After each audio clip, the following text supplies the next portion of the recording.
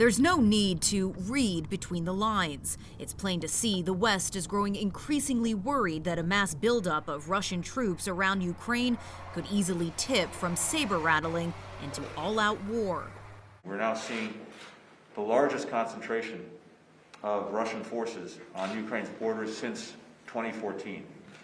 That is of deep concern not only to Ukraine, but to the United States and indeed to many of our allies and partners.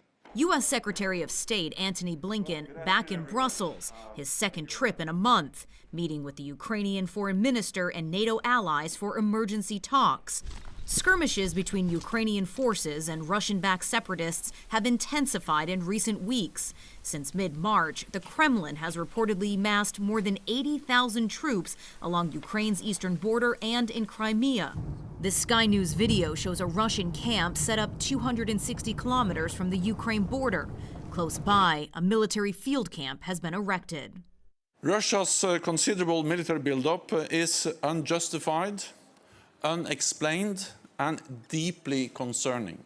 On Tuesday, Ukraine's foreign minister urged NATO to intervene, floating the idea of more sanctions and military support.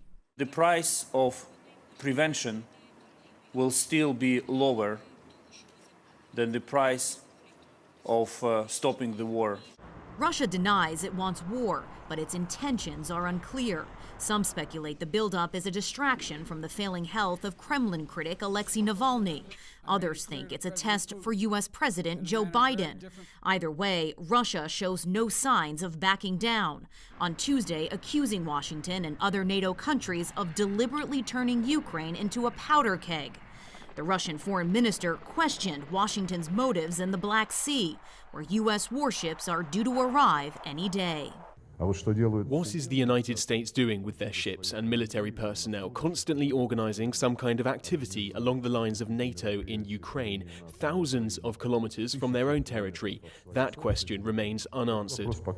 As tensions mount, the U.S. on Tuesday pledged to deploy an additional 500 troops to Germany as soon as this fall. U.S. Defense Secretary Lloyd Austin, who is also in Europe this week, said these forces would help prevent conflict and, if necessary, fight and win. The Biden administration keen to show it has no intention of cozying up to the Kremlin, and a stark departure from the Trump years.